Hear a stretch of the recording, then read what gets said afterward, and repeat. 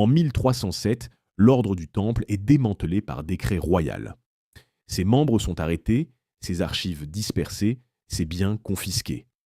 L'histoire officielle présente cette dissolution comme le résultat d'un conflit politique entre Philippe IV de France et une organisation devenue trop puissante. Mais parmi les documents récupérés lors des saisies, certains textes résistent à toute classification simple. Des chercheurs indépendants et quelques historiens universitaires ont identifié au sein de ces manuscrits des séquences de dates et de symboles astronomiques dont l'interprétation pointe vers une période précise, l'année 2027. Au centre de ces calculs figure un phénomène céleste récurrent, une éclipse de lune teintée de rouge, appelée dans les textes anciens l'éclipse rouge. La question n'est pas de savoir si les Templiers croyaient en cette prophétie. La question est de comprendre ce qu'ils savaient, d'où venait ce savoir, et pourquoi ils ont jugé nécessaire de le dissimuler dans des formes codées que 7 siècles n'ont pas suffi à déchiffrer complètement. L'ordre des chevaliers du Temple est fondé officiellement en 1119 à Jérusalem. 9 chevaliers, conduits par Hugues de Pins, obtiennent du roi Baudouin II l'autorisation de résider sur l'esplanade du mont du Temple, à l'emplacement présumé de l'ancien temple de Salomon. Cette localisation n'est pas anodine dans le contexte intellectuel du XIIe siècle. Les théologiens chrétiens de l'époque considérèrent ce site comme le point de convergence entre l'histoire sacrée et la géographie divine. Installer une communauté militaire et religieuse à cet endroit précis signifiait revendiquer un accès symbolique et peut-être matériel à un héritage antérieur au christianisme lui-même. Dès leur installation, les Templiers entreprennent des fouilles systématiques sous les fondations de l'esplanade. Ces travaux, attestés par plusieurs chroniqueurs de l'époque, dont Guillaume de Tyr, durent plusieurs années. Ce que ces fouilles ont produit comme découverte n'a jamais été documenté officiellement. Guillaume de Tyr mentionne que les chevaliers trouvèrent des choses dont ils ne parlèrent jamais ouvertement. Cette formulation délibérément vague a alimenté des siècles de spéculation. Mais au-delà de la spéculation, il existe un fait vérifiable. À partir de leur retour en Europe occidentale, les Templiers développent une capacité institutionnelle qui dépasse largement leur mandat militaire initial. En l'espace de 2 décennies, l'ordre devient une puissance financière, architecturale et diplomatique sans équivalent dans l'Europe médiévale. Ils inventent des instruments de crédit sophistiqués, construisent des centaines d'édifices selon des plans géométriques précis et entretiennent des réseaux de correspondance avec des centres de savoir islamiques et juifs en Espagne, en Sicile et au Proche-Orient. Cette expansion rapide pose une question légitime. Sur quelle base de connaissances l'ordre s'est-il développé aussi vite et dans des domaines aussi diversifiés? L'hypothèse la plus répandue parmi les historiens classiques est que les Templiers ont simplement bénéficié de leur position stratégique en Terre Sainte pour établir des contacts commerciaux et intellectuels. Cette explication est partiellement satisfaisante.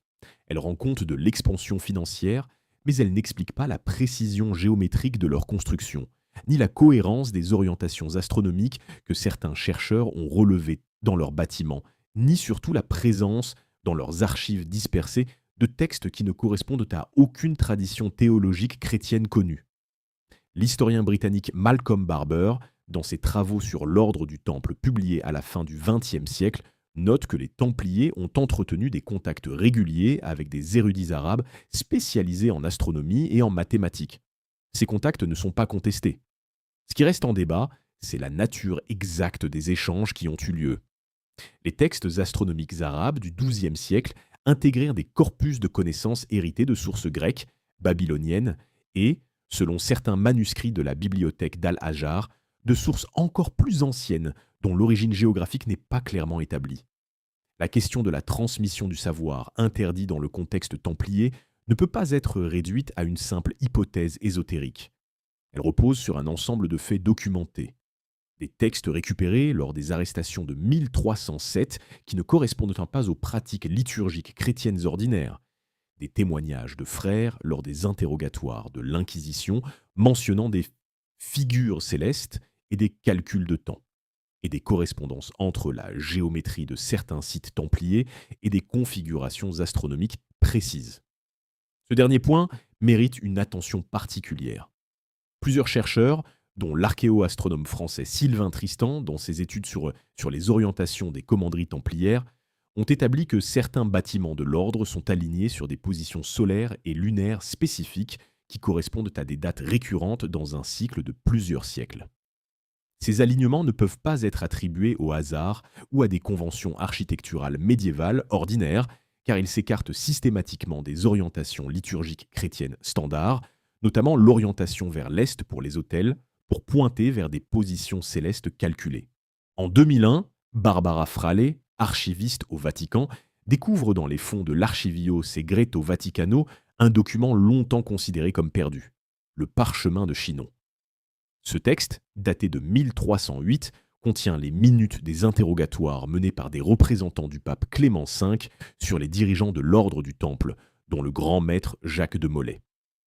La découverte est significative parce qu'elle établit que Clément V avait, dans un premier temps, absous les Templiers des accusations d'hérésie, une conclusion que l'histoire officielle avait largement occultée. Mais le Parchemin de Chinon n'est pas le seul document récupéré dans ces fonds. Autour de ce texte central gravitent plusieurs annexes dont le contenu n'allait été que partiellement rendu public. Parmi ces annexes figurent des fragments en latin mêlés d'une notation symbolique que les paléographes du Vatican ont classés comme textes de nature calendaire et astronomique.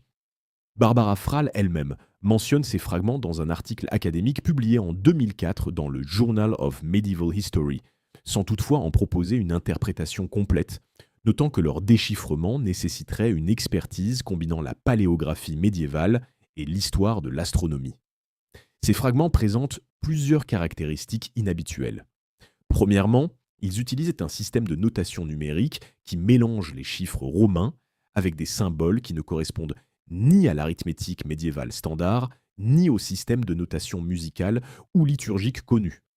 Deuxièmement, plusieurs de ces séquences numériques incluent des références à des cycles de 19 ans. Le cycle de Méton, utilisé depuis l'Antiquité grecque pour synchroniser le calendrier solaire et le calendrier lunaire. Troisièmement, certaines séquences dans Jeu d'Ulysse semblent calculer des intervalles à partir d'une date de référence qui, selon l'interprétation proposée par le chercheur indépendant Laurent Dallier dans les années 1980, pourrait correspondre à la date de fondation de l'ordre. Le cycle de Méton est un élément central dans cette analyse. Ce cycle de 235 lunaisons, soit environ 19 années solaires, après lequel les phases de la Lune reviennent aux mêmes dates du calendrier solaire, était connu des astronomes grecs depuis le 5e siècle avant notre ère. Il a été intégré dans le calendrier hébraïque pour déterminer les dates des fêtes religieuses, notamment la Pâque. Le fait que des fragments liés aux Templiers utilisant ce cycle suggère une familiarité avec des traditions astronomiques qui dépassent le cadre strictement chrétien. Plus significatif encore est le fait que certains de ces fragments semblent superposer le cycle de Méton à un autre cycle plus long, que les chercheurs qui ont étudié ces textes ont tenté d'identifier. L'historien espagnol Miquel Barceló, spécialiste des manuscrits arabes médiévaux, a proposé que ce cycle plus long pourrait correspondre à la grande année vénusienne. Un cycle de 243 ans après lequel la planète Vénus revient à la même position relative par rapport au Soleil et à la Terre. D'autres chercheurs ont suggéré qu'il s'agit d'un cycle basé sur les éclipses totales de lune, qui se répètent selon des séries calculables connues sous le nom de série de Saros. La série de Saros est particulièrement pertinente dans ce contexte. Chaque série de Saros est une séquence d'éclipses lunaires ou solaires qui se répètent tous les 18 ans, 11 jours et 8 heures. Ces séries sont numérotées et chacune couvre une période d'environ 1200 à 1500 ans. Les astronomes babyloniens connaissaient ce cycle au moins depuis le 7e siècle avant notre ère, et il a été transmis aux astronomes grecs, puis aux astronomes arabes médiévaux. Si les Templiers avaient accès à des textes astronomiques arabes, ce qui est documenté, ils auraient pu avoir connaissance de ces cycles et les intégrer dans leurs propres calculs. La question qui se pose alors est la suivante. Si ces fragments utilisent des cycles astronomiques précis, vers quel événement convergent leurs calculs ? C'est ici qu'intervient l'interprétation la plus controversée de ces textes. Plusieurs chercheurs, en reconstruisant les séquences numériques à partir de la date de fondation de l'ordre en 1119, aboutissent à une convergence de cycles, métoniques, de Saros et potentiellement d'un troisième cycle non encore identifié avec certitude, autour de l'année 2027. Cette convergence coïncide avec une éclipse lunaire totale dont la teinte rouge caractéristique, produite par la réfraction de la lumière solaire dans l'atmosphère terrestre, correspond à la description que certains textes médiévaux donnent de l'éclipse de sang. Il serait prématuré de conclure que les Templiers ont délibérément calculé une date précise dans un futur lointain. Ce que les documents suggèrent, c'est qu'ils travaillaient avec des cycles astronomiques longs et qu'ils considéraient certains événements célestes comme des marqueurs temporels significatifs. La signification qu'ils attachaient à ces marqueurs reste, à ce stade de l'investigation, une question ouverte. L'architecture gothique, dont les Templiers ont été parmi les premiers promoteurs en finançant et en supervisant la construction de plusieurs cathédrales en France au XIIe siècle, est généralement analysée sous l'angle de sa symbolique religieuse chrétienne. La verticalité des nefs, l'abondance de la lumière filtrée par les vitraux, la représentation iconographique des saints et des scènes bibliques, tous ces éléments sont interprétés dans le cadre d'une théologie de l'ascension vers le divin. Cette lecture est légitime et bien documentée, mais elle ne rend pas compte de certaines caractéristiques géométriques et astronomiques de ces bâtiments qui ne trouvent pas d'explication satisfaisante dans le seul cadre liturgique chrétien. L'exemple le plus étudié est celui de la cathédrale de Chartres, dont la construction commence au XIIe siècle avec un soutien financier et logistique attribué en partie à des proches de l'ordre du Temple. John James, architecte et historien australien, a consacré plusieurs décennies à l'analyse des proportions et des orientations de Chartres.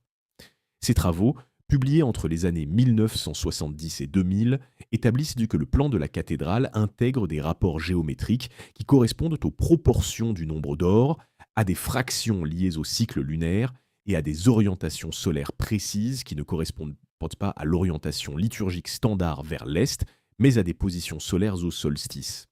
Ces observations ne sont pas isolées. L'archéoastronome française Chantal Jumel a analysé les orientations de plusieurs dizaines d'édifices romans et gothiques construits entre le XIe et le XIIIe siècle dans des régions où les Templiers étaient actifs. Ces résultats, publiés dans la revue Archaeoastronomie en 2009, montrent qu'un sous-ensemble significatif de ces bâtiments présente des alignements sur des positions lunaires spécifiques, notamment sur les positions de la Lune au nœud de son orbite, les points où l'orbite lunaire intersecte l'écliptique, qui sont précisément les conditions nécessaires à la production d'éclipses. Cette observation est analytiquement importante. Les nœuds lunaires se déplacent le long de l'écliptique en un cycle de 18,6 ans, un cycle connu sous le nom de cycle draconitique ou cycle nodal lunaire. Ce cycle était connu des astronomes de l'Antiquité, notamment des astronomes babyloniens qui l'utilisaient pour prédire les éclipses. Il a été intégré dans l'astronomie arabe médiévale et figure dans plusieurs traités astronomiques traduits en latin en Espagne et en Sicile au XIIe siècle, précisément la période de fondation et d'expansion de l'ordre du Temple.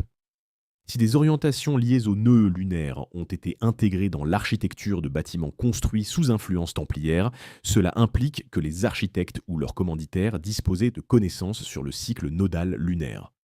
Ce cycle est directement lié à la prédiction des éclipses. Une éclipse de lune ne peut se produire que lorsque la pleine lune coïncide avec une position proche d'un nœud lunaire. La maîtrise de ce cycle permet donc de calculer les dates futures d'éclipses avec une précision raisonnable sur plusieurs siècles. L'historien de l'astronomie médiévale John North, dans son ouvrage de référence sur l'astronomie au Moyen Âge, publié en 1988, note que les connaissances astronomiques en Europe occidentale au XIIe siècle étaient beaucoup plus avancées qu'on ne le supposait généralement, en grande partie grâce aux traductions latines des traités arabes effectués par des savants comme Adélard de Bath et Gérard de Crémone. Adélard de Bath, qui a voyagé en Syrie et en Sicile dans les premières décennies du XIIe siècle, a traduit les tables astronomiques d'Al-Khwarizmi et les éléments d'Euclide, deux textes fondamentaux pour le calcul astronomique et la géométrie architecturale. Le lien entre ces traductions et les Templiers n'est pas documenté de manière directe, mais il est établi que plusieurs des commanditaires des premières cathédrales gothiques appartenaient à des milieux en contact avec les centres de traduction de Tolède et de Palerme. L'abbé Suger de Saint-Denis, souvent cité comme l'initiateur de l'architecture gothique en France, entretenait des correspondances avec des érudits qui avaient accès à ces traductions. La question de savoir si des connaissances astronomiques précises ont été délibérément intégrées dans ces architectures, ou si les similitudes observées sont le résultat d'une géométrie commune appliquée à des fins différentes, reste débattue. Ce qui est moins débattu, en revanche, c'est la présence dans plusieurs de ces édifices de dispositifs qui permettent des observations astronomiques directes. Le plus documenté est la ligne méridienne de la cathédrale Saint-Sulpice à Paris, construite au XVIIIe siècle, mais sur un emplacement avec une histoire templière documentée. Cette ligne, une bande de laiton incrustée dans le sol de la cathédrale, permet de suivre la progression du Soleil tout au long de l'année et de déterminer avec précision les dates des équinoxes et des solstices. Des dispositifs similaires, moins formalisés mais fonctionnellement comparables, ont été identifiés dans plusieurs autres édifices médiévaux. Ces éléments pris ensemble, les orientations astronomiques, les proportions géométriques liées au cycle céleste et les dispositifs d'observation intégrés dans l'architecture, constituent un ensemble cohérent qui dépasse la simple coïncidence. Ils suggèrent une tradition architecturale dans laquelle la mesure du temps céleste était considérée comme une fonction essentielle du bâtiment sacré. Cette tradition, quelle que soit son origine précise, représente une couche de signification qui coexiste avec la symbolique chrétienne officielle sans s'y réduire. L'ordre du Temple, comme toutes les institutions religieuses médiévales, organisait sa vie liturgique selon le calendrier chrétien. Les fêtes canoniques, les offices quotidiens, les commémorations des martyrs et des saints structuraient ça le temps des frères dans les commanderies. Cette organisation temporelle est documentée dans la Règle de l'ordre, rédigée au Concile de Troyes en 1129 sous la supervision de Bernard de Clairvaux. Mais à côté de ce calendrier officiel, plusieurs indices suggèrent que les Templiers utilisaient un second système temporel, distinct du calendrier liturgique, pour organiser certaines de leurs activités. Le premier indice est la distribution des dates de fondation des commanderies et des chapelles templières. Plusieurs historiens, dont l'Irlandais Piers Compton dans les années 1970 et, plus récemment, l'archéologue française Marie-Madeleine Davy, ont relevé que les dates de consécration d'un nombre significatif d'édifices templiers coïncident avec des dates astronomiques précises, équinoxes, solstices ou dates correspondant à des configurations planétaires particulières. Cette cohérence ne peut pas être entièrement attribuée au calendrier liturgique chrétien, car plusieurs de ces dates ne correspondent à aucune fête majeure du calendrier de l'Église. Le deuxième indice provient des rituels d'initiation de l'ordre tels qu'ils ont été décrits lors des interrogatoires de 1307. Les témoignages des frères, bien que recueillis sous la contrainte et donc sujets à caution, mentionnent des cérémonies nocturnes, des références à des lumières dans le ciel et des rituels effectués à des dates qui ne correspondent pas aux fêtes chrétiennes habituelles. L'historien Peter Partner, dans son analyse critique des procès templiers publié en 1981, note que même en tenant compte des distorsions introduites par la torture et la peur, certains détails des témoignages présentent une cohérence interne qui suggère des pratiques réelles plutôt que des confessions fabriquées. Le troisième indice est documentaire. Parmi les textes récupérés lors des arrestations de 1307 et conservés dans des fonds d'archives dispersés en France, en Espagne et au Portugal, figurent des fragments qui ont été décrits par leurs découvreurs successifs comme des tables de calcul. Ces tables ont été examinées par différents chercheurs à différentes époques, avec des interprétations variables.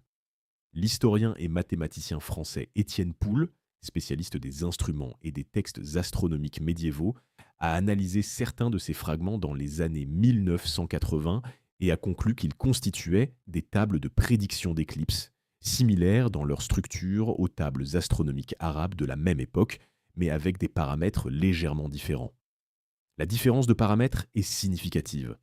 Si ces tables utilisaient donc les mêmes paramètres que les tables arabes connues, on pourrait conclure qu'elles en sont simplement des copies.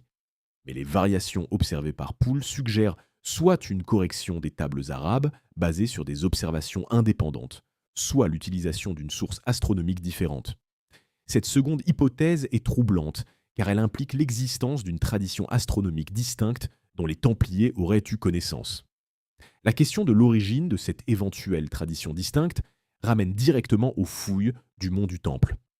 Plusieurs textes de l'Antiquité tardive, notamment des textes rabbiniques et des apocryphes chrétiens, mentionnent l'existence de tables astronomiques attribuées à Salomon ou à ses astronomes. Ces références sont généralement interprétées comme des éléments de la mythologie du Temple de Jérusalem plutôt que comme des données historiques vérifiables.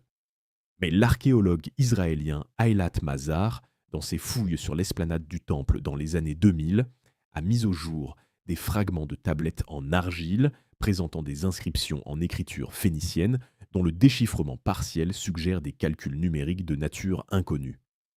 Ces fragments n'ont pas encore été entièrement publiés ni interprétés de manière définitive.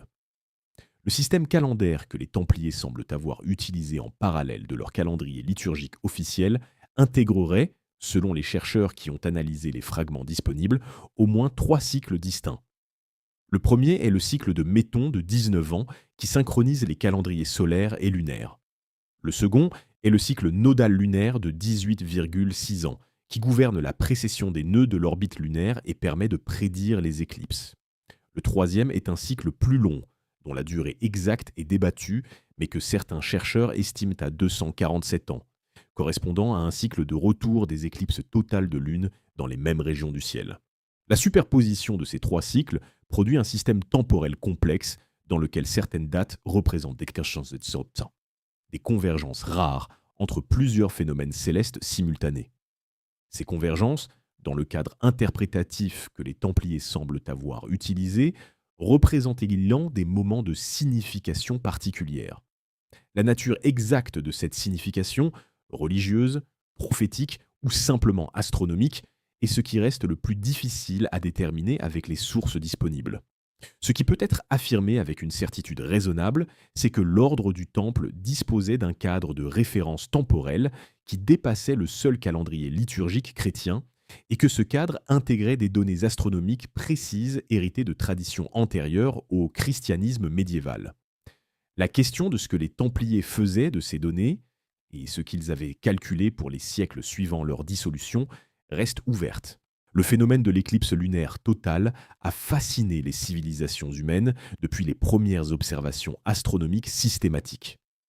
Lorsque la Terre s'interpose entre le Soleil et la Lune, l'ombre terrestre enveloppe progressivement le disque lunaire. Mais la Lune ne disparaît pas complètement. Elle prend une teinte rouge-orangé caractéristique, produite par la réfraction et la diffusion de la lumière solaire dans l'atmosphère terrestre.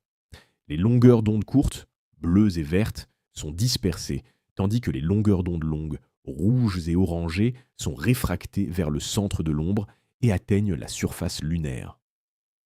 L'intensité de cette coloration varie selon l'état de l'atmosphère terrestre au moment de l'éclipse et peut aller d'un rouge sombre, presque brun, à un rouge vif, brillant. Ce phénomène physique a été interprété de manière radicalement différente selon les traditions culturelles et les époques. Dans la Mésopotamie ancienne, les éclipses lunaires étaient systématiquement enregistrées et interprétées comme des présages. Les scribes babyloniens maintenaient des registres d'observations astronomiques remontant au moins au 8e siècle avant notre ère, compilés dans les textes connus sous le nom d'Enuma Anu Enlil, une série de tablettes d'argile dont plusieurs sections sont consacrées aux éclipses et à leur signification ominale. Dans ce système interprétatif, une éclipse de lune rouge était associée à des événements affectant les royaumes et leurs dirigeants, notamment des transformations de pouvoir ou des périodes de crise.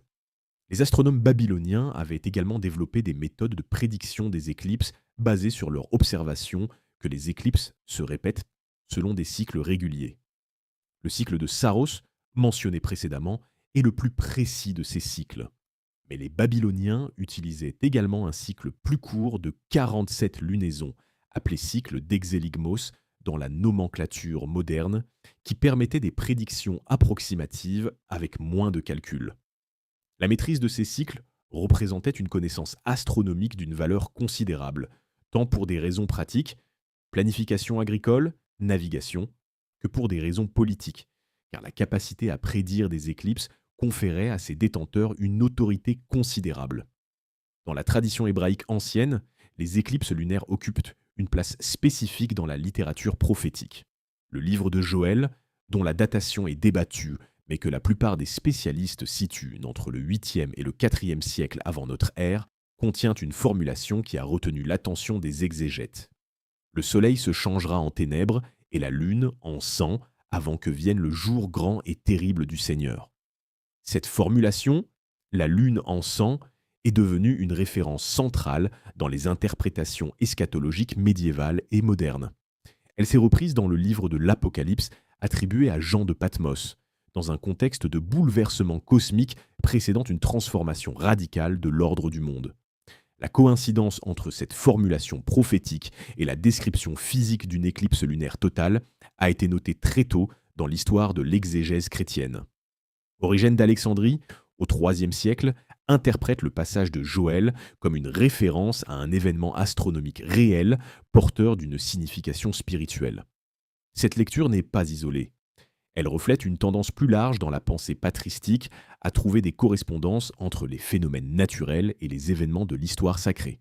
Dans la tradition islamique, les éclipses occupent également une place codifiée. Les textes hadiths rapportent que le prophète Mohammed observait les éclipses comme des occasions de prière et d'humilité devant la puissance divine, tout en décourageant leur interprétation comme des présages d'événements spécifiques. Cependant, la tradition astronomique islamique, distincte de la tradition religieuse stricte, a maintenu et développé les méthodes babyloniennes et grecques de calcul des éclipses. Les astronomes de la maison de la sagesse de Bagdad au IXe siècle, notamment Al-Battani et Al-Biruni, ont affiné les paramètres des cycles de Saros et produit des tables permettant de prédire les éclipses avec une précision remarquable pour l'époque. C'est par l'intermédiaire de cette tradition astronomique islamique que les connaissances babyloniennes et grecques sur les éclipses ont été transmises à l'Europe médiévale. Les traductions latines des XIe et XIIe siècles incluant des tables d'éclipses qui, utilisées correctement, permettaient de calculer les dates d'éclipses futures sur plusieurs siècles. Si les Templiers, comme les indices disponibles le suggèrent, avaient accès à ces tables et les utilisaient, ils pouvaient théoriquement calculer les dates d'éclipses lunaires totales bien au-delà de leur propre époque. La signification prophétique attachée aux éclipses rouges dans les traditions hébraïques et chrétiennes, combinée à la capacité technique de les prédire héritée des traditions babyloniennes et islamiques, crée le cadre dans lequel les textes templiers peuvent être interprétés. Ce n'est pas simplement un phénomène astronomique que ces textes enregistrent. C'est la convergence entre un phénomène calculable et une interprétation prophétique héritée de plusieurs traditions distinctes. Une convergence qui donne à l'éclipse rouge une signification qui transcende n'importe laquelle de ces traditions prises isolément. L'ordre du Temple opérait au carrefour de trois traditions religieuses dont les relations étaient simultanément conflictuelles et profondément interconnectées. En Terre Sainte, les Templiers combattaient les armées musulmanes, mais ils entretenaient aussi des relations diplomatiques régulières avec des princes et des érudits musulmans. En Europe, ils côtoyaient des communautés juives dans les villes où ils possédaient des commanderies, et certains documents suggèrent des échanges intellectuels avec des rabbins spécialistes de la Kabbale et de l'astronomie hébraïque. Ces connexions ne peuvent pas être réduites à de simples circonstances géopolitiques. Elles ont eu des effets documentables sur la façon dont l'ordre concevait le temps, l'espace et l'histoire. La relation des Templiers avec les érudits musulmans est la mieux documentée de ces connexions. Les traités de trêve et les accords commerciaux entre les États latins de Terre Sainte et les principautés musulmanes environnantes créaient des occasions régulières de contact direct. Les Templiers, en tant qu'acteurs militaires et diplomatiques majeurs de ces transactions, avaient accès à des interlocuteurs cultivés de l'autre côté de la frontière religieuse. L'historien américain Jonathan Riley Smith, dans ses travaux sur les croisades, note que les Templiers étaient particulièrement actifs dans la négociation de ces accords, et qu'ils développaient souvent une connaissance de l'arabe et des coutumes locales qui dépassaient ce qui était strictement nécessaire à leur fonction militaire. Cette familiarité avec le monde intellectuel arabe médiéval a des implications directes pour la question qui nous occupe. L'astronomie arabe du XIIe siècle était la plus avancée du monde. Les observatoires de Bagdad, de Damas et du Caire produisaient des tables astronomiques d'une précision sans équivalent dans l'Europe contemporaine. Ces tables incluaient non seulement des données sur les positions planétaires, mais aussi des prédictions d'éclipses basés sur les cycles de Saros et des calculs de précession des équinoxes. Un templier qui aurait eu accès à ces ressources, par l'intermédiaire d'un traducteur ou d'un intermédiaire, aurait disposé d'une capacité de calcul astronomique très supérieure à ce que les sources européennes de l'époque pouvaient offrir. La connexion avec les traditions juives est moins directement documentée, mais elle est suggérée par plusieurs éléments convergents. Les communautés juives de France et d'Espagne, au XIIe et XIIIe siècle, incluaient des spécialistes de la Kabbale, système d'interprétation ésotérique des textes hébraïques qui accordait une importance centrale aux nombres et aux structures géométriques comme code de la réalité divine.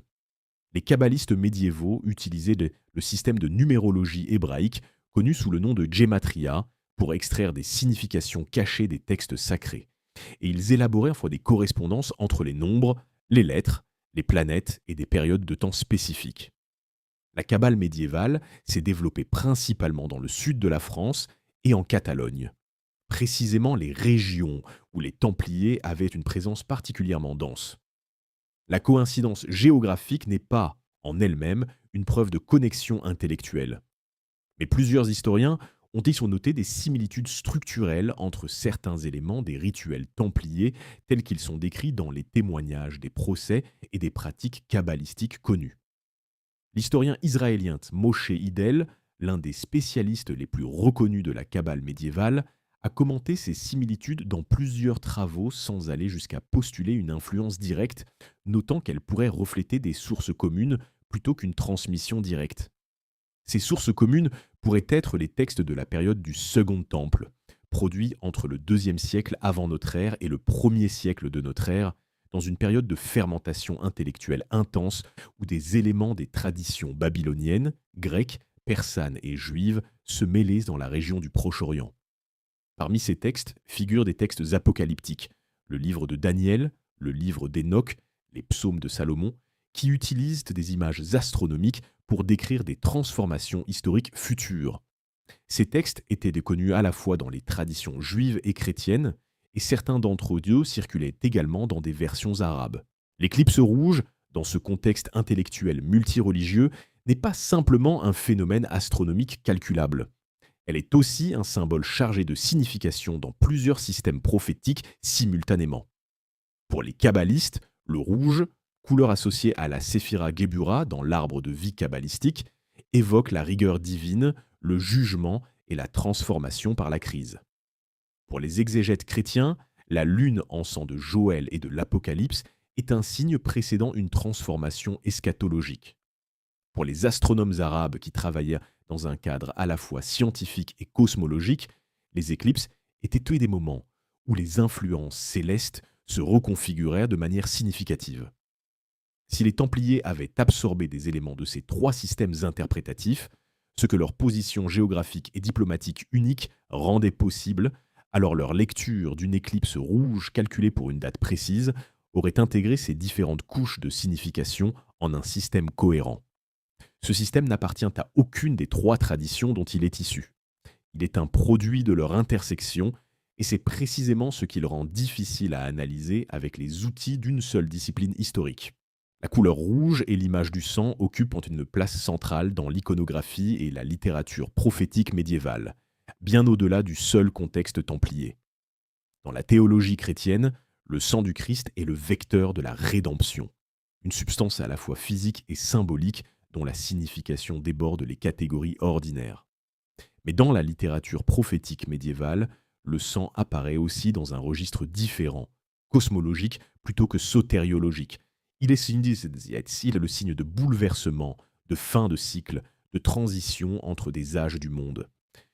Les prophéties médiévales, qui utilisent le motif du sang cosmique, constituent un corpus littéraire vaste et hétérogène.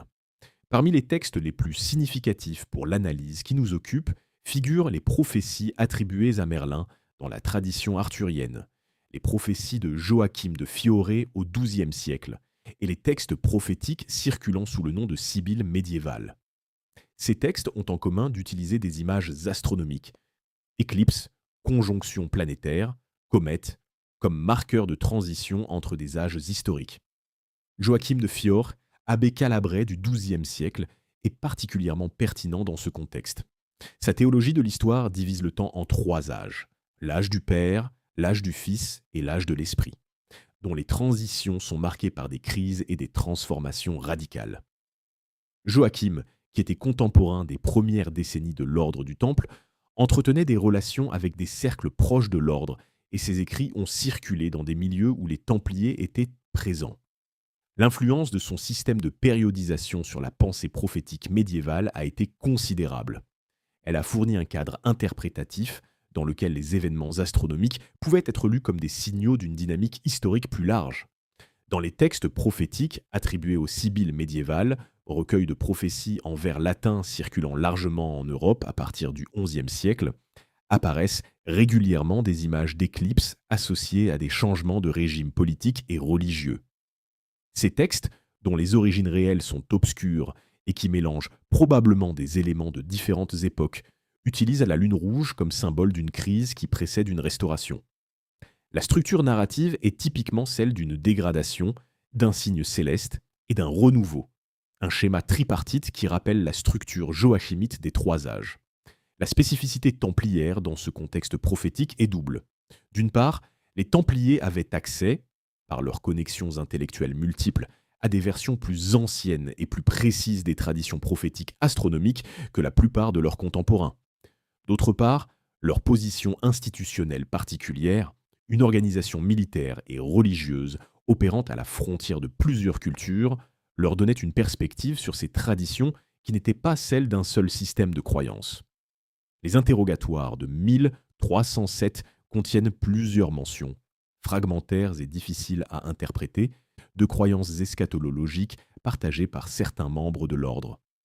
Plusieurs frères mentionnent une conviction que l'ordre avait une mission qui s'étendait au-delà de sa dimension militaire immédiate, une mission liée à la préservation d'une connaissance destinée à être utile à une époque future.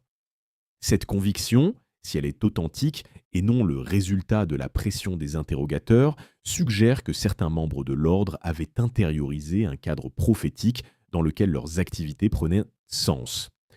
L'historien Norman Cohn, dans son analyse des mouvements millénaristes médiévaux, a montré que la croyance en une mission prophétique n'était pas rare dans les organisations religieuses médiévales. Ce qui distingue le cas templier, c'est la combinaison d'une telle croyance avec des compétences calculatoires réelles. Une organisation qui croyait à une mission prophétique et qui disposait des outils pour calculer des événements astronomiques futurs pouvait convertir ses croyances en des prédictions datées, une démarche intellectuellement cohérente dans son propre cadre de référence, même si elle est difficile à évaluer avec les critères épistémologiques modernes.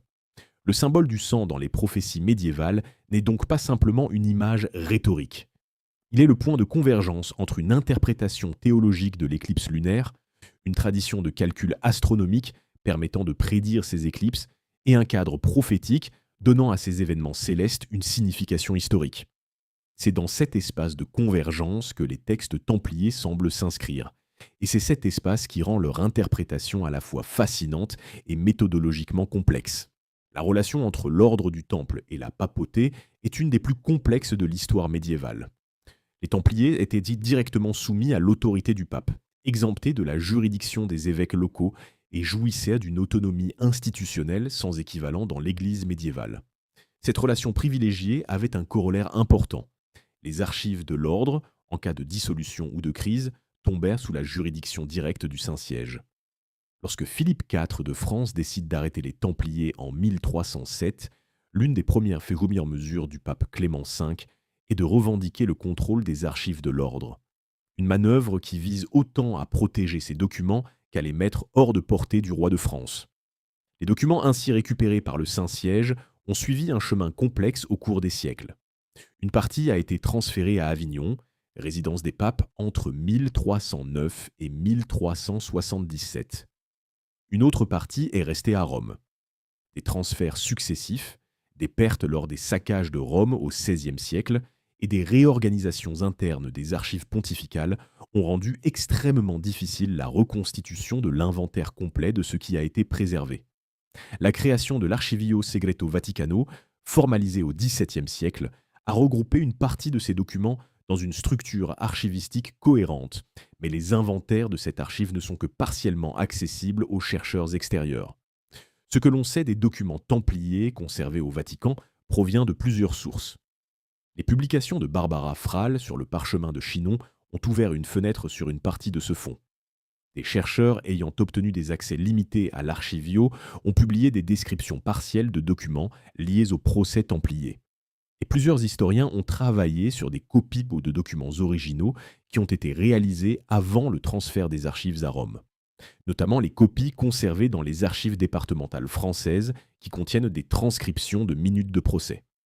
Mais ces sources ne constituent pas un accès complet aux fonds templiers du Vatican. Les archivistes du Vatican eux-mêmes reconnaissent donc que l'inventaire de certaines sections de l'archive n'est pas finalisé et que des documents continuent d'être identifiés lors des travaux de catalogage en cours. Dans ce contexte d'accès partiel, la question de ce que les archives vaticanes pourraient-elles contenir sur les connaissances astronomiques et prophétiques des Templiers reste ouverte. Il existe un précédent qui donne à cette question une dimension supplémentaire.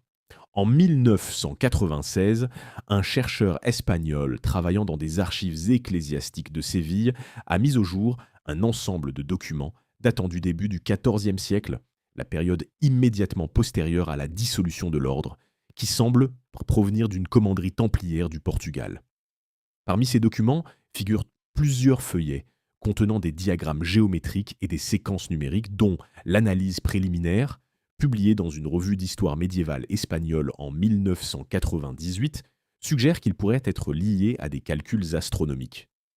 Ces feuillets n'ont pas encore fait l'objet d'une étude détaillée publiée dans une revue internationale majeure, et leur signification exacte reste indéterminée. La question des documents scellés ou d'accès restreint au Vatican a également une dimension politique qui complique l'analyse. Plusieurs demandes d'accès au site, le demande d'accès à des fonds spécifiques liés aux Templiers, ont été formulées par des chercheurs universitaires au cours des dernières décennies. Les réponses du Vatican ont été variables. Certains fonds ont été rendus accessibles, d'autres sont toujours classés comme non disponibles pour consultation. Les raisons officiellement invoquées pour ces restrictions sont généralement d'ordre pratique: travaux de restauration, catalogage en cours, fragilité des documents. Ces justifications sont plausibles et probablement exactes dans la plupart des cas. Cependant, l'historien Heinrich Fichtenow, dans ses travaux sur les pratiques archivistiques médiévales et leur héritage institutionnel, a noté que les archives de la papauté médiévale ont été constituées avec une conscience aiguë de leur valeur politique. Certains documents ont été préservés précisément parce qu'ils représentaient des instruments de pouvoir, des preuves, des confessions, des informations sensibles. Cette logique archivistique implique que si les Templiers possédèrent des connaissances jugées suffisamment importantes pour être préservées, mais trop sensibles pour être divulguées, les archives pontificales seraient le lieu le plus probable de conservation de ces connaissances. Cette hypothèse est impossible à confirmer ou à infirmer sans un accès plus complet aux fonds en question. Ce qu'elle représente, dans le cadre de cette investigation, c'est une limite épistémologique réelle. Une partie potentiellement significative des sources nécessaires à la compréhension du dossier templier reste hors de portée des chercheurs. Cette limite n'invalide pas les analyses basées sur les sources disponibles, mais elle impose une humilité méthodologique dans les conclusions qu'on peut en tirer. La convergence vers l'année 2027 dans les interprétations des textes templiers n'est pas le résultat d'une intuition ou d'une spéculation non étayée. Elle repose sur des calculs qui peuvent être vérifiés indépendamment, même si leur interprétation reste débattue. Pour comprendre comment ces calculs aboutissent à cette date, il est nécessaire de reconstruire la logique des systèmes astronomiques qui les sous-tendent. Le point de départ est la fondation de l'ordre du Temple en 1119. Cette date, prise comme origine d'un système de calcul basé sur des cycles astronomiques, produit des convergences spécifiques lorsqu'on l'associe au cycle connu utilisé dans l'astronomie médiévale. Le cycle de Méton de 19 ans, appliqué à partir de 1119, produit une série de dates: 1138, 1157, 1176, et ainsi de suite. Le cycle nodal lunaire de 18,6 ans, appliqué à la même date d'origine, produit une série légèrement différente. La superposition de ces deux séries produit des points de convergence approximative tous les 353 ans environ, un nombre qui résulte de la relation mathématique entre 19 et 18,6. À partir de 1119, les convergences approximatives de ces deux cycles se produisent vers 1472, 1825 et 2178. Mais si on utilise des paramètres légèrement différents pour le cycle nodal, en prenant 18,60 et 1 an plutôt que 18,6, ce qui correspond à la valeur calculée par les astronomes arabes médiévaux, la convergence se décale légèrement, produisant des dates proches de 1470, 1822 et 2175. Aucune de ces dates ne correspond directement à 2027. La date de 2027 émerge lorsqu'on introduit un troisième cycle dans le calcul. Si on superpose à ces deux premiers cycles un cycle de 247 ans, correspondant à une période de retour approximative de certaines séries d'éclipses lunaires totales dans les mêmes positions relatives de l'orbite lunaire, alors une nouvelle série de convergences apparaît. En partant de 1119 et en ajoutant des multiples de 247, on obtient 1366, 1613, 1860 et 2107. La distance entre ces dates et les convergences des deux premiers cycles ne produit pas directement 2027 non plus. L'interprétation qui conduit à 2027 nécessite une étape supplémentaire. Plusieurs des chercheurs qui ont proposé cette date, dont l'historien indépendant Robert Lomas dans son analyse des textes templiers, publié en 2002, ne partent pas de la fondation de l'ordre, mais de la date d'arrestation des Templiers, octobre 1307. Si on prend cette date comme point d'origine et qu'on applique les mêmes cycles, on obtient des convergences différentes. La combinaison des cycles de Méton et Nodal, à partir de 1307, produit des points de convergence vers 1660, 2013 et 2366. Ce n'est pas encore 2027. La date de 2027 est atteinte par un chemin différent. Elle correspond à une éclipse lunaire totale spécifique, l'éclipse du 30 et 1 décembre 2027, qui présente plusieurs caractéristiques astronomiques remarquables. Elle se produit lors d'une pleine lune de périgée, c'est-à-dire lorsque la Lune est à son point le plus proche de la Terre, ce qui la rend apparemment plus grande et plus lumineuse que lors d'une éclipse ordinaire. Elle se produit également à un moment où la Lune est proche d'un nœud de son orbite, ce qui signifie que l'ombre terrestre couvre entièrement le disque lunaire pendant une durée prolongée. La couleur rouge de cette éclipse devrait être particulièrement intense en raison de la proximité de la Lune. Ce qui est analytiquement significatif, c'est que cette éclipse fait partie de la série de Saros 115, une séquence d'éclipses dont les membres précédents se sont produits à des dates qui recoupent plusieurs des événements historiques que les textes templiers semblent utiliser comme repères. L'avant-dernier membre majeur de cette série s'est produit en 1009, soit un siècle avant la fondation de l'ordre. Le membre précédent 2027 s'est produit en décembre 2009. La cohérence de cette série avec les dates de référence templières n'est pas démonstrative en elle-même, mais elle est compatible avec l'hypothèse que les auteurs des textes templiers travaillaient avec les cycles de Saros comme outil de calcul. La question qui reste ouverte est celle de la signification que ces calculs auraient eue dans le cadre interprétatif des Templiers.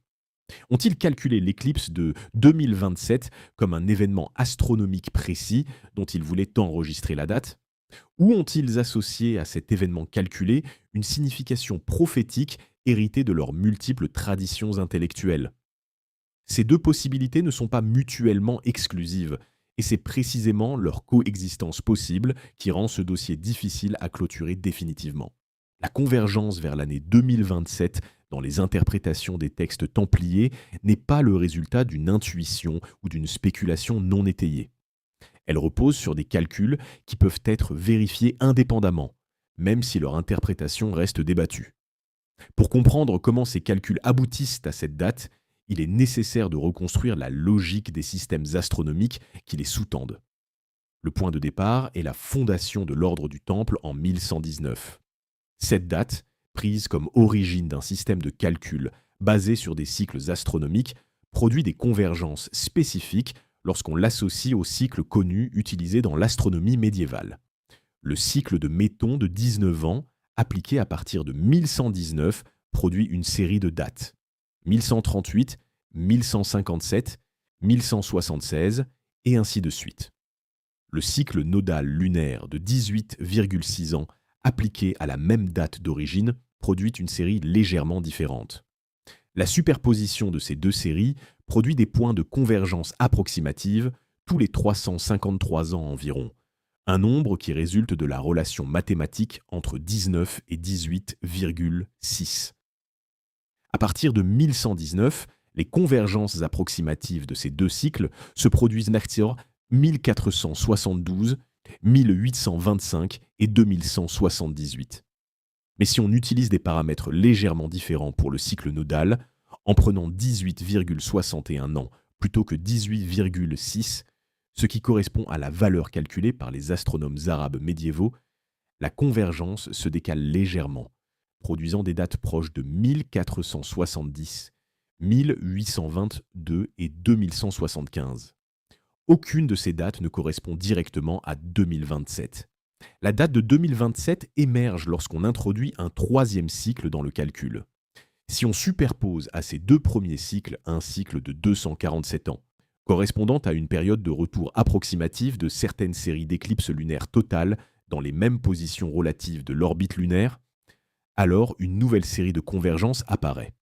En partant de 1119 et en ajoutant des multiples de 247, on obtient 1366, 1613, 1860 et 2107. La distance entre ces dates et les convergences des deux premiers cycles ne produit pas directement 2027 non plus. L'interprétation qui conduit à 2027 nécessite une étape supplémentaire. Plusieurs des chercheurs qui ont proposé cette date, dont l'historien indépendant Robert Lomas dans son analyse des textes templiers publiés en 2002, ne partent pile pas de la fondation de l'ordre, mais de la date d'arrestation des Templiers, octobre 1307. Si on prend cette date comme point d'origine et qu'on applique les mêmes cycles, on obtient des convergences différentes. La combinaison des cycles de Méton et nodal à partir de 1307 produit des points de convergence vers 1660, 2013 et 2366. Ce n'est pas encore 2027. La date de 2027 est atteinte par un chemin différent. Elle correspond à une éclipse lunaire totale spécifique, l'éclipse du 30 et 1 décembre 2027, qui présente plusieurs caractéristiques astronomiques remarquables. Elle se produit lors d'une pleine lune de périgée, c'est-à-dire lorsque la Lune est à son point le plus proche de la Terre, ce qui la rend apparemment plus grande et plus lumineuse que lors d'une éclipse ordinaire. Elle se produit également à un moment où la Lune est proche d'un nœud de son orbite, ce qui signifie que l'ombre terrestre couvre entièrement le disque lunaire pendant une durée prolongée. La couleur rouge de cette éclipse devrait être particulièrement intense en raison de la proximité de la Lune. Ce qui est analytiquement significatif, c'est que cette éclipse fait partie de la série de Saros 115, une séquence d'éclipses dont les membres précédents se sont produits à des dates qui recoupent plusieurs des événements historiques que les textes templiers semblent utiliser comme repères. L'avant-dernier membre majeur de cette série s'est produit en 1009, soit un siècle avant la fondation de l'ordre. Le membre précédent 2027 s'est produit en décembre 2009. La cohérence de cette série avec les dos de veto de référence templière n'est pas démonstrative en elle-même, mais elle est compatible avec l'hypothèse que les auteurs des textes templiers travaillaient avec les cycles de Saros comme outil de calcul. La question qui reste ouverte est celle de la signification que ces calculs auraient eue dans le cadre interprétatif des Templiers. Ont-ils calculé l'éclipse de 2027 comme un événement astronomique précis dont ils voulaient enregistrer la date ? Ou ont-ils associé à cet événement calculé une signification prophétique héritée de leurs multiples traditions intellectuelles ? Ces deux possibilités ne sont pas mutuellement exclusives, et c'est précisément leur coexistence possible qui rend ce dossier difficile à clôturer définitivement. L'idée que des structures architecturales anciennes aient pu servir d'instruments astronomiques est bien établie dans l'archéo-astronomie contemporaine. Stonehenge, le complexe de Newgrange en Irlande, les temples de Malte, les pyramides d'Égypte, ces sites ont tous fait l'objet d'analyses montrant des alignements avec des phénomènes solaires ou lunaires précis. Dans ce contexte bien documenté, l'hypothèse que des sites templiers aient pu intégrer des fonctions astronomiques similaires n'est pas intrinsèquement improbable. Ce qui est spécifique au cas templier, c'est la période historique, le XIIe et XIIIe siècle, et la question de savoir si ces alignements sont délibérés ou fortuits. La commanderie templière de Laon, dans le nord de la France, est l'un des sites qui ont été les plus étudiés sous cet angle. L'archéologue français Jean Favier, dans des analyses publiées dans les années 1990, a relevé que la chapelle octogonale de cette commanderie est orientée de telle sorte que son axe principal pointe vers le lever du soleil au solstice d'été. Cette orientation est clairement non liturgique, elle ne correspond pas à l'orientation vers l'est des autels chrétiens. Favier propose que cette orientation était délibérée et qu'elle permettait d'utiliser le bâtiment comme un calendrier solaire, la lumière entrant par une fenêtre orientée et projetant un rayon lumineux sur un point spécifique du sol à la date du solstice. La forme octogonale de nombreuses chapelles templières mérite également une attention analytique. L'octogone est une forme géométrique qui possède des propriétés symboliques dans plusieurs traditions, chrétiennes, islamiques et pythagoriciennes. Dans la géométrie médiévale, l'octogone représente la transition entre le carré, symbole de la terre, et le cercle, symbole du ciel. Mais l'octogone a aussi des propriétés géométriques pratiques pour la construction d'instruments astronomiques. Il permet de définir 8 directions précises dans l'espace, correspondant aux 4 directions cardinales et aux 4 directions intercardinales, qui sont utiles pour l'observation des levers et couchers du Soleil et de la Lune au solstice et aux équinoxes. Le château templier de Tomar, au Portugal, siège de l'ordre en péninsule ibérique après la dissolution en France, présente des caractéristiques architecturales qui ont retenu l'attention de plusieurs archéo-astronomes. La rotonde des Templiers, construite au XIIe siècle et modelée sur le plan de l'Anastasis de Jérusalem, est l'élément le plus étudié. Ses 16 colonnes intérieures et ses proportions globales correspondent à des rapports géométriques qui ont été interprétés différemment selon les chercheurs. Certains y voient des références aux 12 apôtres augmentés de 4 évangélistes, d'autres des correspondances avec des cycles astronomiques dont le nombre de divisions reflète des périodes importantes. Un troisième site significatif est le château de Chinon, en Anjou. Non pas la forteresse royale dans laquelle Jacques de Molay fut emprisonné, mais une tour templière adjacente dont les fondations ont été analysées par des archéologues dans les années 2000. Ces analyses ont révélé la présence de marques gravées dans la pierre des fondations qui présentent des similitudes avec des symboles utilisés dans les tables astronomiques médiévales. Ces marques n'ont pas encore fait l'objet d'une publication académique complète, mais leur description par les archéologues qui les ont découvertes correspond à ce que des chercheurs en histoire des sciences décrivent comme une notation de cycle lunaire. La convergence de ces différents sites, Laon, Tomar, Chinon et plusieurs autres commanderies moins étudiées, autour de caractéristiques architecturales compatibles avec des fonctions astronomiques, suggère une tradition cohérente plutôt que des coïncidences isolées. Cette tradition ne peut pas être attribuée à un individu ou à un groupe d'architectes particulier, car les sites sont géographiquement dispersés et ont été construits sur plusieurs décennies par des équipes différentes.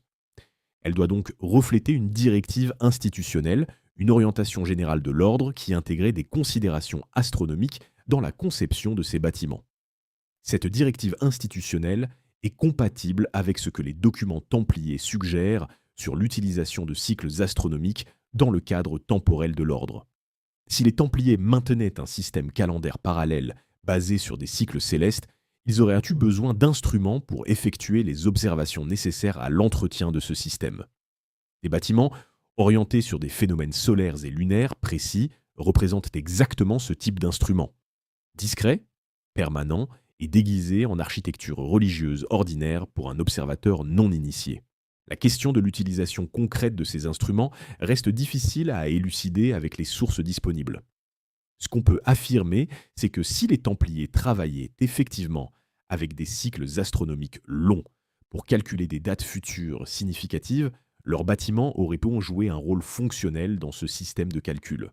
Non pas comme les seuls instruments disponibles, mais comme des points de référence fixes permettant de vérifier et de calibrer les prédictions dérivées des tables calculatoires. L'investigation des textes et des sites templiers dans le contexte de la prophétie de 2027 produit deux interprétations principales qui s'affrontent dans la littérature spécialisée. La première interprétation, que l'on peut qualifier d'eschatologique, soutient que les Templiers avaient développé un cadre prophétique cohérent dans lequel l'éclipse rouge de 2027 représentait un événement d'une signification historique ou spirituelle majeure. La seconde interprétation, astronomique et instrumentale, propose que les calculs templiers étaient essentiellement des exercices de prédiction astronomique auxquels une symbolique prophétique a été ajoutée après coup, soit par les Templiers eux-mêmes à des fins rhétoriques, soit par des interprètes ultérieurs. Ces deux interprétations ne sont pas également défendues dans la littérature académique. La grande majorité des historiens universitaires travaillant sur les Templiers se montrent extrêmement réservés vis-à-vis de toute lecture prophétique de leurs textes.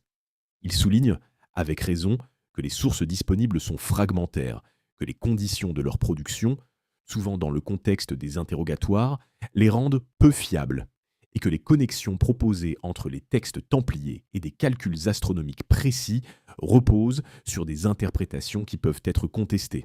Cette réserve académique est méthodologiquement justifiée, mais elle ne constitue pas une réfutation des hypothèses astronomiques. Elle exprime plutôt une prudence épistémologique face à des données insuffisantes. Le problème est que cette prudence, légitime dans son principe, a parfois conduit à l'ignorance de données archéologiques et archéo-astronomiques concrètes qui ne dépendent pas de l'interprétation des textes, mais de mesures physiques vérifiables, les orientations des bâtiments, les proportions géométriques, la présence de dispositifs d'observation. Du côté des partisans de l'interprétation eschatologique, les arguments sont souvent moins rigoureux méthodologiquement, mais certains reposent sur des données réelles. L'argument le plus solide est celui de la cohérence. Si les textes fragmentaires, les orientations architecturales et les cycles calculatoires convergent tous vers les mêmes conclusions, cette convergence mérite une explication. La coïncidence peut être une explication, mais elle devient moins satisfaisante à mesure que le nombre de données convergentes augmente. Un troisième groupe d'interprètes propose une position médiane qui mérite d'être examinée sérieusement. Ces chercheurs, dont fait partie l'historien des sciences médiévales David King, soutiennent que la distinction entre astronomie et eschatologie est anachronique dans le contexte médiéval. Dans la pensée médiévale, les phénomènes célestes n'étaient pas séparés de leur signification cosmologique. Une éclipse n'était pas simplement un événement physique calculable. Elle était simultanément un événement naturel et un signe dans un ordre du monde où le physique et le spirituel étaient constitutionnellement liés. Dans ce cadre interprétatif, la question de savoir si les Templiers faisaient de l'astronomie pure ou de la prophétie eschatologique est mal posée. Ils faisaient probablement les deux simultanément, sans distinguer entre ces deux dimensions d'une manière qui aurait un sens pour un observateur moderne. Ils calculaient des éclipses parce que les éclipses étaient des événements significatifs. Et ces événements étaient significatifs à la fois parce qu'ils étaient rares et calculables, et parce qu'ils s'inscrivaient dans un cadre de signification hérité de multiples traditions. Cette position médiane est analytiquement la plus satisfaisante, mais elle génère ses propres difficultés. Si les Templiers n'opéraient pas la distinction entre astronomie et prophétie, alors l'interprétation de leurs textes nécessite de reconstruire leur cadre de référence mentale. Une entreprise qui requiert non seulement des compétences en histoire médiévale et en histoire des sciences, mais aussi une familiarité profonde avec les traditions intellectuelles multiples dans lesquelles ils s'inscrivaient. Cette reconstruction est possible, mais demande un travail interdisciplinaire qui reste largement à accomplir. Ce qui est certain, c'est qu'aucune des interprétations disponibles n'est suffisamment étayée pour être considérée comme définitive. L'eschatologie pure manque de rigueur dans l'analyse des sources. L'astronomie pure sous-estime la dimension symbolique et prophétique que les sources suggèrent. La position médiane est théoriquement satisfaisante, mais empiriquement sous-développée. Ce manque de clôture interprétative est l'une des raisons pour lesquelles ce dossier continue d'attirer l'attention de chercheurs de disciplines très différentes. Les chroniques médiévales constituent une source d'informations particulièrement précieuse pour comprendre comment les contemporains des Templiers percevaient les phénomènes célestes et leur signification. Ces textes, rédigés par des moines, des clercs et des scribes de cour, enregistrent non seulement les événements politiques et militaires de leur époque, mais aussi les phénomènes naturels inhabituels, tempêtes, tremblements de terre, épidémies et, de manière récurrente, des phénomènes célestes comme les comètes, les éclipses et les aurores boréales. La manière dont les chroniqueurs médiévaux décrivent les éclipses lunaires révèle un cadre interprétatif cohérent qui traverse plusieurs siècles et plusieurs traditions linguistiques. L'éclipse est systématiquement présentée comme un signe, un événement qui se produit en relation avec quelque chose d'autre, un événement humain ou politique dont il annonce ou accompagne la survenue. Cette causalité entre phénomènes célestes et événements terrestres n'est pas présentée comme une hypothèse dans les chroniques, elle est posée comme une réalité de l'ordre du monde. Les chroniques qui entourent la période d'activité des Templiers sont particulièrement riches en enregistrements d'éclipses. La chronique d'Albéric de Troisfontaine, rédigée dans la première moitié du XIIIe siècle, mentionne plusieurs éclipses lunaires dans un contexte qui les associe systématiquement à des événements militaires ou politiques significatifs. La Chronica Regia Coloniensis, une chronique rhénane du même siècle, présente une éclipse de 1230 avec une couleur rouge décrite comme particulièrement intense et la relie à une épidémie et à des perturbations politiques dans l'Empire germanique. Ces enregistrements montrent que les contemporains des Templiers observaient les éclipses, notaient leurs caractéristiques visuelles, notamment la couleur, et les interprétaient dans un cadre causal cohérent. La description de la lune rouge n'est donc pas, dans ses sources, une métaphore ou une exagération rhétorique. C'est l'enregistrement d'une observation réelle associée à une interprétation standard dans le cadre de la pensée médiévale. Ce contexte général est important pour comprendre les textes templiers dans leur environnement intellectuel. Les Templiers n'inventèrent pas un système d'interprétation des éclipses. Ils s'inscrivaient dans une tradition bien établie qui associait phénomènes célestes et événements terrestres. Ce qui les distingue, si les analyses des textes fragmentaires sont correctes, c'est qu'ils ajoutaient à cette interprétation standard une capacité calculatoire précise qui leur permettait non seulement d'enregistrer les éclipses passées, mais de prédire les éclipses futures avec une précision de plusieurs décennies. La Chronica de Ramon Muntaner, chroniqueur catalan du début du XIVe siècle, est particulièrement intéressante dans ce contexte. Muntaner, qui vivait en Catalogne et était donc géographiquement proche de régions où les Templiers étaient actifs, mentionne plusieurs fois dans sa chronique des hommes savants qui connaissaient les mouvements des étoiles et qui avaient prévu des signes dans le ciel pour des temps à venir. Cette formulation vague ne peut pas être attribuée avec certitude aux Templiers, mais elle indique l'existence dans l'environnement méditerranéen du XIVe siècle de personnes ou de groupes réputés capables de prédire des phénomènes célestes futurs. Un autre texte pertinent est la Chronica de Jean de Saint-Victor, chanoine parisien contemporain des procès templiers. Jean mentionne, dans le contexte de la dissolution de l'ordre, une rumeur circulant à Paris selon laquelle les Templiers avaient conservé des tablettes de calcul dont la destruction avait été ordonnée, mais dont certaines avaient été mises en lieu sûr.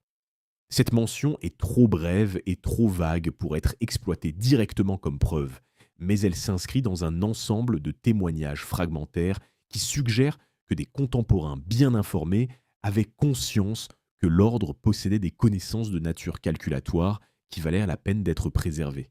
La dissolution de l'ordre du Temple en 1312 n'a pas mis fin à l'intérêt pour ces traditions et ces connaissances supposées. Dès la fin du XIVe siècle, des textes circulaient en Europe qui prétendaient transmettre des enseignements templiers. Ces textes sont difficiles à dater et à authentifier, et leur rapport avec les pratiques réelles de l'ordre médiéval est incertain. Mais ils constituent un corpus d'interprétation de l'héritage templier qui a exercé une influence considérable sur la façon dont cet héritage a été compris au siècle suivant. Le XVIIIe siècle représente un tournant dans l'histoire de cet héritage. La fondation de la franc-maçonnerie spéculative en Angleterre en 1717 et son expansion rapide en Europe continentale ont créé un cadre institutionnel dans lequel des références à des traditions initiatiques médiévales, y compris la tradition templière, ont été intégrées et formalisées. Les grades maçonniques dits templiers, dont le plus connu est le grade de chevalier kadosh dans le rite écossais ancien et accepté, prétendent transmettre une connaissance héritée de l'ordre du Temple, tout en reconnaissant généralement que cette filiation est symbolique plutôt qu'historiquement démontrable. Ce cadre maçonnique a produit, au XVIIIe et au XIXe siècle, un corpus de textes et d'interprétations qui ont profondément influencé la perception populaire et académique des Templiers. Ces textes mélangent des données historiques réelles, des traditions initiatiques de provenance diverses et des spéculations propres à leurs auteurs. Dans ce mélange, les références à des connaissances astronoiques et prophétiques templières occupent une place récurrente. L'un des textes les plus influents de cette tradition est le manuscrit Sloane, conservé au British Museum et daté approximativement du XVIIe siècle, qui contient des références à des secrets de la pierre et du ciel, attribués à des chevaliers de l'Ancien Ordre. Ce texte est aujourd'hui généralement considéré comme une production tardive, sans lien direct avec l'ordre médiéval, mais il reflète une tradition de représentation des Templiers comme gardiens de connaissances astronomiques qui avait cours au moins depuis le XVe siècle. Au XIXe siècle, plusieurs historiens et érudits ont entrepris de distinguer les données historiques réelles sur les Templiers des constructions mythologiques qui les entouraient. Louis Blancard en France et Charles Addison en Angleterre ont produit dans les années 1840 et 1850 des études documentées basées sur des sources primaires. Ces travaux ont largement débarrassé l'historiographie templière de ses accrétions mythologiques les plus manifestes. La filiation prétendue avec les cathares, les trésors cachés, les connexions directes avec la maçonnerie moderne. Mais ces mêmes historiens n'ont pas été en mesure de répondre à toutes les questions posées par les sources. La question des textes astronomiques, que certains parmi eux ont mentionné sans pouvoir l'interpréter complètement, est restée ouverte. Et dans les marges de l'historiographie sérieuse, une tradition de recherche alternative a continué à proposer des interprétations moins contraintes par la rigueur des sources. Ce double développement, une historiographie académique rigoureuse mais partielle et une tradition alternative moins rigoureuse mais plus imaginative, a créé au XIXe siècle une fracture dans les études templières qui persiste jusqu'à aujourd'hui. Les chercheurs académiques tendent à ignorer ou à critiquer les travaux de la tradition alternative, tandis que ces derniers tendent à accuser les premiers d'une frilosité qui les empêche de voir certaines données importantes. Le résultat est que des données réelles, les orientations architecturales, les fragments de textes calculatoires, sont parfois mieux documentés dans des publications semi-populaires que dans la littérature académique stricte, ce qui ne facilite pas leur évaluation objective. C'est dans ce contexte de fracture que le renouveau des études templières au XXe siècle s'est développé. Les travaux de Barbara Frale au Vatican, les analyses archéo-astronomiques de Chantal Jumel, les études architecturales de John James sur Chartres, tous représentent une tentative de combler le fossé entre la rigueur académique et l'attention portée à des données inhabituelles. Ce mouvement de réconciliation n'est pas encore complet, et il reste des zones significatives où les méthodes académiques standards et les données non conventionnelles ne se sont pas encore rencontrées de manière productive. L'état actuel des recherches sur les textes et les traditions astronomiques templières est caractérisé par une fragmentation disciplinaire qui complique sérieusement la synthèse. Les historiens médiévaux, les archéo-astronomes, les spécialistes de l'histoire des sciences, les experts en paléographie et les chercheurs en histoire des religions travaillent chacun sur des aspects du dossier templier sans toujours communiquer leurs résultats d'une manière qui permette une intégration cohérente. Cette fragmentation n'est pas propre au cas templier. C'est une caractéristique générale de la recherche historique spécialisée, mais elle est particulièrement problématique ici parce que les questions posées se trouvent précisément aux intersections de ces disciplines. La contradiction la plus fondamentale dans la recherche contemporaine oppose deux ensembles de données difficiles à réconcilier. D'un côté, les historiens qui ont travaillé le plus rigoureusement sur les sources documentaires des procès templiers, notamment Peter Partner, Malcolm Barber et Barbara Frale, concluent généralement que l'ordre était essentiellement une organisation militaire et religieuse ordinaire dont les membres n'avaient pas de connaissances ésotériques particulières et dont les pratiques rituelles, bien que déviantes par rapport à la norme catholique sur certains points, ne reflétaient pas un système de pensée radicalement différent de celui de l'Église médiévale. De l'autre côté, les chercheurs en archéo-astronomie et en histoire des sciences qui ont analysé les bâtiments et les fragments de textes calculatoires aboutissent à des conclusions différentes. Les alignements astronomiques sont mesurables et ne peuvent pas être attribués au hasard. Les fragments de texte montrent une familiarité avec des cycles calculatoires avancés. Ces deux ensembles de données sont réels, mais ils appartiennent à des corpus de sources différents, analysés par des méthodes différentes, et aucun chercheur à ce jour n'a produit une synthèse qui les intègre de manière satisfaisante. Une troisième contradiction concerne la question de la transmission. Si les Templiers possédaient des connaissances astronomiques et prophétiques élaborées, qu'est-il advenu de ces connaissances après la dissolution de l'ordre? Il est bien établi que certains membres de l'ordre ont survécu en rejoignant d'autres ordres militaires, les Hospitaliers, l'ordre de Santiago, l'ordre du Christ au Portugal, ou en se fondant dans la population civile. Il est également établi que certains documents de l'ordre ont survécu en dehors des archives officielles. Mais la question de savoir si des connaissances spécifiques ont été transmises de manière organisée à travers ces canaux reste sans réponse vérifiable. Le Portugal représente à cet égard un cas particulier. L'Ordre du Christ, fondé en 1318 au Portugal pour accueillir les Templiers portugais, a continué d'exister pendant 2 siècles et a joué un rôle important dans les explorations maritimes portugaises du XVe siècle. Les navigateurs portugais qui ont exploré les côtes africaines et atteint l'Inde sous l'égide de cet ordre utilisaient des instruments astronomiques et des méthodes de navigation céleste d'une sophistication remarquable. Vasco de Gama, qui a effectué le premier voyage direct vers l'Inde en 1497 à 1499, était un chevalier de l'Ordre du Christ. La question de savoir si les techniques de navigation astronomique utilisées dans ces voyages sont en continuité avec une tradition héritée des Templiers n'a pas été résolue par les historiens. Un autre nœud de contradiction concerne les textes prophétiques attribués à des personnalités de l'ordre après sa dissolution. Plusieurs textes circulant en Europe au XIVe et XVe siècle prétendaient transmettre des prophéties formulées par Jacques de Molay avant son exécution en 1314. Ces textes, dont l'authenticité est généralement contestée par les historiens, contiennent des références à des signes célestes et à des transformations futures du monde chrétien. Leur analyse dans le contexte de la tradition prophétique médiévale plus large ne produit pas de conclusions claires sur leur relation éventuelle avec des calculs astronomiques réels.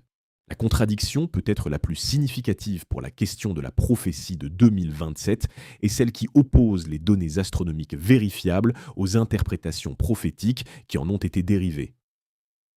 L'éclipse du 30 et 1 décembre 2027 est un événement astronomique réel dont la date et les caractéristiques peuvent être calculées avec précision par les méthodes modernes. La question de savoir si cette éclipse représente la convergence de cycles que des textes médiévaux auraient dû calculer est une question empirique. Elle peut en principe être répondue par l'analyse des textes disponibles et la reconstruction des méthodes de calcul utilisées. Mais cette reconstruction n'a pas encore été effectuée de manière suffisamment rigoureuse pour permettre une conclusion définitive. Ce manque de clôture n'est pas une invitation à la spéculation sans contrainte. Il est une indication que le travail de recherche nécessaire pour évaluer ces questions de manière satisfaisante n'a pas encore été accompli. Les outils sont disponibles, les méthodes archéo-astronomiques, les techniques de paléographie, l'histoire des mathématiques médiévales, l'analyse des sources documentaires. Ce qui manque, c'est une initiative de recherche coordonnée qui mobilise ces outils de manière intégrée sur l'ensemble du corpus de données disponible. L'investigation des textes, des sites et des traditions liées à l'ordre du Temple aboutit à un ensemble de conclusions partielles qui ne se laissent pas facilement synthétiser. Ce que les données disponibles permettent d'affirmer avec une certitude raisonnable, c'est que l'ordre du Temple avait accès à des connaissances astronomiques dépassant le cadre de la culture chrétienne médiévale ordinaire, que ces connaissances incluaient des méthodes de calcul des cycles lunaires et des éclipses héritées de traditions astronomiques multiples, et que certains documents et certains bâtiments de l'ordre intégraient dans ces connaissances d'une manière qui suggère une utilisation délibérée et systématique. Ce que les données ne permettent pas d'affirmer avec certitude, c'est la signification exacte que les Templiers attachaient à ces connaissances. La nature précise des calculs qu'ils auraient effectués pour des dates situées plusieurs siècles après leur propre époque, et la relation entre ces calculs et la date spécifique de 2027. Ces questions restent ouvertes non pas parce que les données suggèrent une réponse négative, mais parce que les sources disponibles sont insuffisantes pour trancher de manière définitive. Dans ce cadre d'incertitude partielle, il est possible de formuler une hypothèse de travail qui intègre l'ensemble des données de manière cohérente. Les Templiers, en possession de méthodes de calcul astronomique précises héritées de traditions multiples, auraient identifié une convergence de cycles célestes, métoniques, nodales lunaires et de Saros, se produisant à une date calculable dans un futur lointain. Cette convergence coïncidait avec une éclipse lunaire totale aux caractéristiques visuelles particulières. Une intensité de couleur rouge inhabituellement élevée due à la combinaison du périgée lunaire et d'une position proche d'un nœud orbital. Dans le cadre interprétatif, qui était le leur, intégrant des éléments des traditions prophétiques juives, chrétiennes et islamiques, cette convergence aurait été investie d'une signification particulière, enregistrée dans des textes que leur caractère sensible a conduit à dissimuler sous des formes codées. Cette hypothèse est compatible avec les données disponibles, mais elle ne les explique pas toutes et elle soulève autant de questions qu'elle n'en résout. La question de la signification précise attribuée à cet événement calculé reste indéterminée. Les textes fragments disponibles ne permettent pas de reconstruire avec fiabilité ce que les Templiers pensaient qu'il se produirait en 2027, ni même s'ils avaient déjà des attentes précises sur ce point. La tradition prophétique médiévale dans laquelle ils s'inscrivaient était suffisamment vaste et polymorphe pour permettre des interprétations très différentes du même phénomène calculé. Ce qui est peut-être plus significatif que la question de ce que les Templiers prévoyaient pour 2027, c'est la question de pourquoi ils auraient jugé nécessaire d'enregistrer cette prévision. Une organisation qui calcule des événements astronomiques pour des siècles futurs et qui prend soin de dissimuler ses calculs dans des formes codées intégrées à son architecture et à ses textes liturgiques agit avec une intention de transmission. Elle ne prépare pas seulement une prédiction pour son propre usage, elle prépare un message destiné à des personnes vivant dans un futur qu'elle ne verra pas. Cette logique de transmission à travers le temps est l'une des dimensions les plus analytiquement intéressantes du dossier templier. Elle implique que l'ordre se concevait lui-même comme un maillon dans une chaîne plus longue, un intermédiaire entre un passé dont il préservait les connaissances et un futur auquel il destinait un message. Cette autoconception est cohérente avec plusieurs éléments des sources. Les références à une mission qui dépasse le mandat militaire immédiat, les dispositifs architecturaux conçus pour durer des siècles, la préservation délibérée de textes qui auraient pu être détruits. L'année 2027, dans ce cadre, ne représente pas nécessairement une catastrophe ou une transformation eschatologique au sens d'une fin du monde. Elle représente un point de convergence dans un système de calcul temporel à un moment où plusieurs cycles indépendants arrivent simultanément à un point de référence commun. Dans les traditions astronomiques qui servent de base à ces calculs, de tels moments de convergence sont des occasions de bilan, de transition ou de renouvellement, non pas nécessairement des catastrophes, mais des seuils entre des périodes de configuration différentes.